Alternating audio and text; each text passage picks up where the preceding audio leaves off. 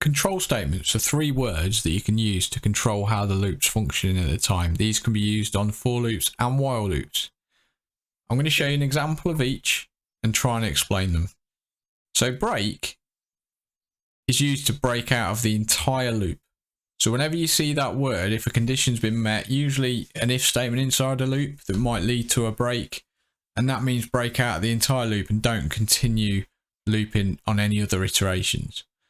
Continue is used to skip to the next iteration. So if you were counting numbers and you want to skip, and then pass is like a placeholder. So you could put pass, meaning there should be some code here, but there's no code to run, and then it will move on to the next thing. So I'll show you an example of each. Let's use, I know I've not taught you this yet, but let's use the list just because it's a nice thing to loop through. So we're going to use fruits. We're doing list next, so we'll come back to these. Banana, apple, grape, pear. Okay, so we've got some fruits at the top in a list, so we can loop through these. So if, for example, for a break, I do for, I don't know, F, or I'll do for item in fruits. Obviously, if I do print item, so just like looping through a word, looping through a letter in a word, looping through an item in a list, when I press run, it just prints out each item one at a time. Now, if I wanted to break out, I could create a scenario where upon the arrival at a certain fruit, I want to then stop my loop. So I could do if item equals grape, then break. Now, double equals. Equals is assignment. Remember, double equals is comparison. So if item is equal to grape, then break out. So when I run it, you can see on the first loop it was banana, so that's not true. So it prints the item out. Then it became apple, so again that's not true, so it prints the item out. Then when it became grape on the third loop, it didn't print it out because the first line did was that, and then when it got to break, it broke out of the loop, so it didn't run this line. And because I've used break, that means it's completely broken out of the loop, so it never actually runs any more iterations. So we never saw pair, and we wouldn't have seen anything else afterwards. So that's if you want to break out a loop.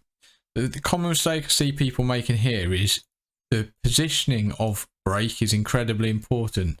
So for example, if I put the print first and tested at the bottom of the loop, we would have got a slightly different outcome. Because here you can see it's printed out banana and apple. But if I put the print first before it checks if it's grape, it would have also printed out grape. Because it prints the item first, then it checks what it is, and then breaks if the condition's met. So here it would have printed banana, apple, and grape, and then after it's printed grape out, then that is deemed to be true and it breaks out. So it obviously never print out pair. So I've just seen that quite a few times. People get confused. It's the positioning of it is very important. So that's how you can break out of a loop. The break statement can be used for lots of different things. Some people, I deem it a little bit lazy, but they have a loop that just says something like while true. They do a load of code and then just break out. I find, especially when you're learning, it's always nice to have arguments in your loops, while loops especially. So while true loops, I think while you're learning, try and avoid that because it can become a little bit of a lazy approach to lots of stuff. So anyway, that's a break statement. Continue is slightly different.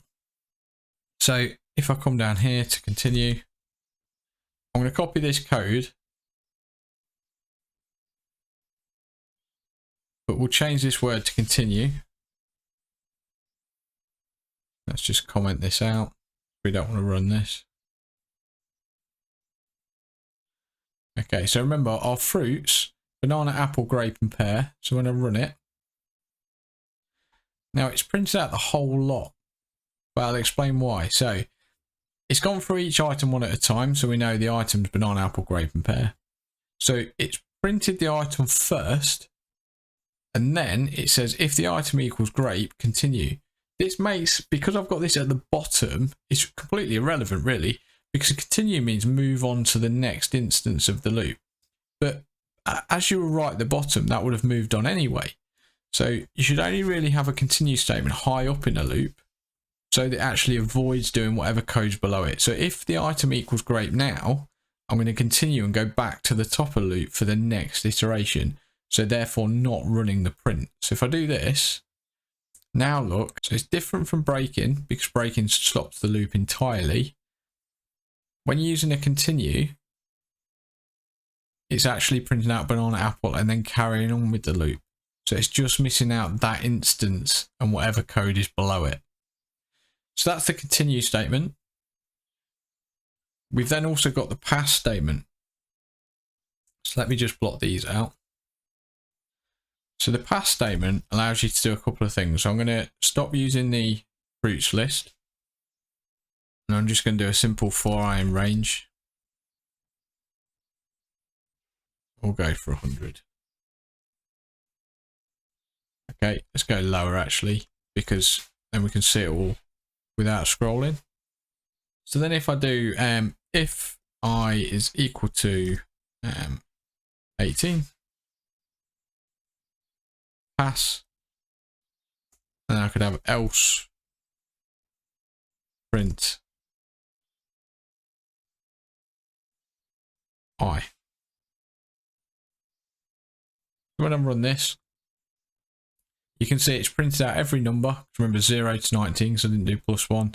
So the loop's running 20 times and it's going all the way down, except for it missed 18. Look, it went straight from 17 to 19.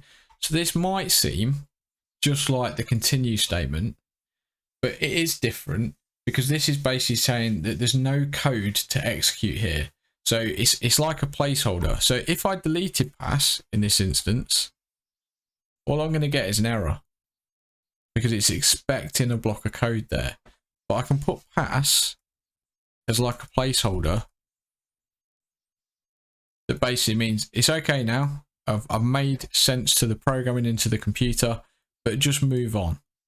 So pass is like a null value that isn't going to do anything, but it means move on. So that's another way of achieving something similar to continue, but there are scenarios where you're going to want to use pass instead of continue.